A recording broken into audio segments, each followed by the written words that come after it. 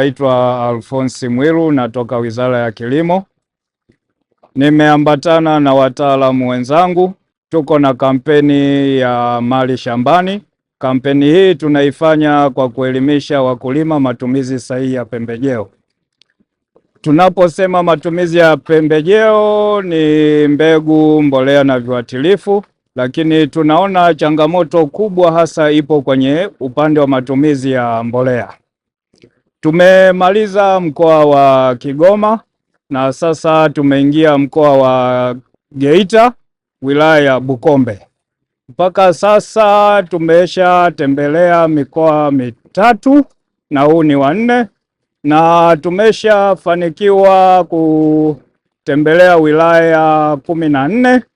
Tumefanya mikutano 25 na tumefanikiwa kupata wakulima zaidi ya 2000.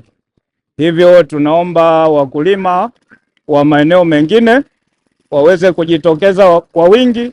Kama mnavyoona eneo hili tumefanikiwa, wakulima wamejitokeza kwa wingi.